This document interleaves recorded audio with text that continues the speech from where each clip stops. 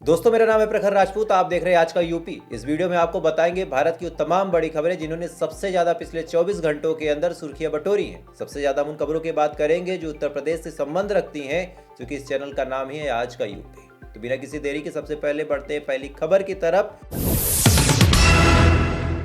और पहली खबर निकल के सामने आ रही यूपीपी यानी उत्तर प्रदेश पुलिस परीक्षा को लेके हो रही धांधली के ऊपर उठाए जाने वाले सवालों को। आपको याद होगा कि उत्तर प्रदेश परीक्षा हमेशा से ही इस बार सुर्खियों में बनी रही है। पहले ये कहा गया कि पेपर लीक हो गया, उसके बाद अलग अलग और अड़चने आई, फिर जैसे तैसे करके जब ये पेपर कराया गया तो अब ओबीसी वर्ग के अंदर रिजल्ट को लेके काफी असंतोष है। यानी जो ओबीसी वर्ग है उसका कहना है कि रिजल्ट में काफी बेईमानी हुई है। अब इसी को लेके अखिलेश यादव ने तंज कसते हुए कहा कि अधिकारियों को मारने वाले से बड़ा कोई अधर्म नहीं है।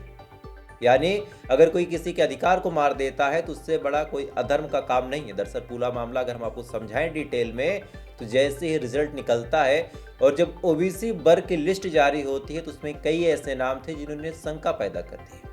कई ऐसे नाम थे जिनको लेकर डाउट हो गया, क्योंकि उन नामों के जो सरनेम थे वो बड़े अजीब थे। ओबीसी का मतलब होता है कि इसमें ओबीसी जाति के लोग आएंगे, लेकिन जो नाम के सरनेम थे, किसी के आगे पांडे लिखा था, किसी के आगे तोमर लिखा था, तो किसी के आगे सिंह लिखा था।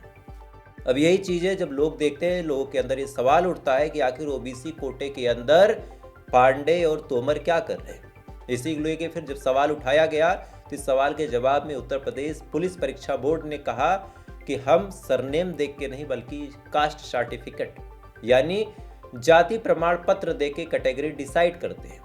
नाम भले ही पांडे है लेकिन इनके पास ओबीसी कोटे के तहत सर्टिफिकेट है। अब इसी को लेके अखिलेश यादव ने तंज कसते हुए कहा कि उत्तर प्रदेश की जो सरकार है वो दलित और पिछड़ों के हक को खा रही है और हर जगह सवर्णों को ही मौका दे रही है। हालांकि यहाँ पे एक टर्मिनोलॉजी और आके फंसती है और उस टर्मिनोलॉजी का नाम है संस्कृतिकरण। यानी कई बार ऐसा होता है कि निचली जातियों के जो लोग होते हैं वो सामान्य जातियों के टाइटल होल्ड कर लेते हैं। इसका जीता जागता एग्जाम्पल आपको पश्चिमी यूपी में देखने को मिलेगा, जहां पे कई सारे ऐसे लोग हैं जो अपने नाम के पीछे सिंह लगाते हैं, लेकिन उनकी जो कैटेगरी है कागजों में देखा जाए तो एससी में आती है, लेकिन संस्कृतिकरण की वजह से अपने नाम के पीछे सिंह लगाते हैं। लेकिन अब उत्तर प्रदेश परीक्षा बोर्ड के ऊपर सवालिया निशान खड़े हो रहे, चूंकि नाम के पीछे पांडे आज भी उत्तर प्रदेश की राजनीति में कहीं न कहीं सवर्ण के दबदबे को दिखाता है। वहीं भाजपा के सहकर्मी या फिर सहयात्री कह सकते हैं, निषाद पार्टी के मंत्री संजय निषाद ने एक ऐसा बयान दे दिया जिसके बाद उत्तर प्रदेश की राजनीति गर्मा गई। दरअसल संजय निषाद ने अपने बयान में कहा कि यहाँ तक ऐसे नहीं पहुंचा हूँ, 7 दरोगा का हाथ पांव तुड़वा के पहुंचा और उनको गड्ढे में ढलवा के पहुंचा हूँ। यानी संजय निषाद ने खुले मंच से ये लाइन बोली कि उन्होंने 7 ऐसे दरोगा थे जिनके हाथ पांव को तुड़वा दिया, उनको गड्ढे में डलवा दिया, यानी उनके ऊपर अटैक करवाया। यहाँ ऐसे नहीं पहुंचा हूँ, 7 दरोगा का हाथ पैर तोड़वा कर उसे गड्ढे में फेंकवा कर तब डॉक्टर संजय आया है। जरूरत हुआ तो दरोगा के खिलाफ भी कार्रवाई कराएंगे। इसके बाद इस पोस्ट पे आके पहुंचा हुआ। आपको बता दें कि संजय निषाद इस टाइम मत्स्य मंत्री हैं और भाजपा के साथ इनका गठबंधन है और इन्हीं के टिकट पे इस समय उत्तर प्रदेश के जयसिंहपुर के जो विधायक है राजप्रसाद उपाध्याय, वो विधायक है। एक मामला था सुल्तानपुर के अंदर जहां पे ये कहा गया कि होली के दिन दलित और निषाद समाज के लोगों के बीच झगड़ा होता है। झगड़े के दौरान दलितों के कहने पे कई ऐसे निषाद समाज के लड़के थे जिनके ऊपर एफआईआर दर्ज कर ली गई और ये लोग तो शहर में भी मौजूद नहीं थे, बाहर कमा रहे थे।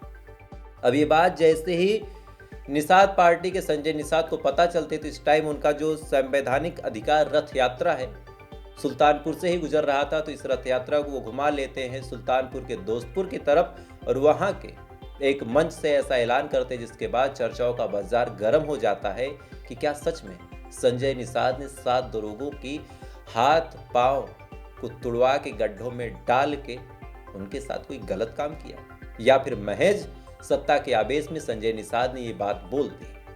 दरअसल पूरा मामला फर्जी एफआईआर करने को लेके था और पूरा मामला होली के दिन दलित और निषाद समाज के बीच हुई इस कंट्रोवर्सी को लेके था। एक धमकी उन्होंने ये भी दी कि अगर इसमें किसी को फर्जी फंसाया गया तो जो दरोगा है उसको भी जेल जाना पड़ेगा। उत्तर प्रदेश की सड़कों को लेकर बड़ी अच्छी खबर निकल के सामने आई है कि योगी सरकार ने 207 करोड़ रुपए का बजट 5-6 जिलों के नाम कर दिया। इस 260 करोड़ रुपए के बजट में ये 5 से 6 जिले ऐसे होंगे जिनकी सड़कों को फिर से चमकाया जाएगा। आपको बता दें कि इन जिलों के नाम लखनऊ, कानपुर, आगरा, बरेली और गोंडा और साथ 1-2 जिले और होंगे। इन जिलों में सरकार 207 करोड़ रुपए खर्च करके जो सड़कें खस्ता हाल हो गई होंगी, जिनकी सड़कों के ऊपर मरम्मत की जरूरत है, इन सड़कों को फिर से चमकाएगी। योगी सरकार में एक दिक्कत सबसे ज्यादा देखने को मिली थी कि जो सड़कें एक बार बन गई थी और खासकर वो सड़कें जो पूर्वांचल के बगल से हो रही थी और जिन सड़कों का उपयोग पूर्वांचल बनाने के दौरान, यानी पूर्वांचल एक्सप्रेस जो बना उसको बनाने के दौरान जिन सड़कों का उपयोग ट्रकों द्वारा मिट्टी ढोने के लिए किया गया था, तो वो सड़कें उस टाइम उस मानक पे नहीं बनी थी कि वो सड़कें ट्रकों को सह सके। जब दिन भर में सैकड़ों ट्रक मिट्टियों से लदे हुए उन सड़कों से गुजरे तो वो सड़कें पूरी तरह बर्बाद हो गई। और यहाँ पे कंट्रोवर्सी इस बात पे छिड़ गई कि सड़क की रिपेयरिंग की जिम्मेदारी कौन लेगा। क्या जो उस जिले का PWD डिपार्टमेंट है वो लेगा या फिर ये जिसने सड़क तोड़ी है उसने ये जिम्मेदारी उठाई है। इसी को लेकर यह बवाल चलता रहा, लेकिन अब फाइनली 207 करोड़ रुपए का बजट सौंप दिया गया और ये कहा गया कि सड़कों को फिर से बनाया जाएगा। वहीं पंडित दीनदयाल उपाध्याय गोरखपुर यूनिवर्सिटी के अंदर 1500 सीट वाला प्रेक्षागृह बनेगा। ये बहुत बड़ा ऐलान है खासकर गोरखपुर शहर के लिए, क्योंकि इससे पहले इसी शहर में जो प्रेक्षागृह था उसकी संख्या सीटों की जो थी वो 1300 के ही आसपास थे, लेकिन अब लगभग 40 करोड़, अगर एग्जैक्ट अमाउंट बताए तो 39.25 यानी 39 करोड़ 25 लाख रुपए की लागत से एक प्रेक्षागृह बनेगा जो कि पंडित दीनदयाल उपाध्याय गोरखपुर यूनिवर्सिटी के अंदर बनाया जाएगा। इस प्रेक्षागृह की सीटों की जो संख्या होगी वो 1500 होगी और ये गोरखपुर के लिए बहुत अच्छी खबर है। वहीं नागपुर में हिंसा के मुख्य आरोपी को पुलिस के अनुसार गिरफ्तार कर लिया गया। आपको याद होगा कि नागपुर के अंदर पिछले 2 दिनों से लगातार हिंसा और झड़प देखने को मिली। मामला था औरंगजेब की कब्र को लेकर। धीरे धीरे ये मामला तूल पकड़ता है। पकड़ते पकड़ते ये मामला जब उग्र होता है, इसी दौरान सोशल मीडिया पे कुछ ऐसे वीडियोस वायरल होते हैं जिसमें दावा किया जाता है कि बजरंग दल और विश्व हिंदू परिषद ने औरंगजेब की कब्र के साथ कुरान और कलमा लिखा हुआ चादर को भी जला दिया। अब ये खबर जब सोशल मीडिया पे वायरल होती है, इसी के बाद मुस्लिम भीड़ सड़कों पे उतरते और प्रोटेस्ट करने लगती है। इसी दौरान लोगों को उकसाने का काम, अभी तक जो जानकारी मिली अगर उसके हिसाब से बताऊं तो फहीम समीम खान, इस शख्स ने लोगों को झूठा भड़काया था और कहा था कि कुरान जलाई जा रही है और इसी के भड़काने पे फिर लोग सड़कों पे उतरे थे और उसके बाद पूरा दंगा फसाद हुआ था।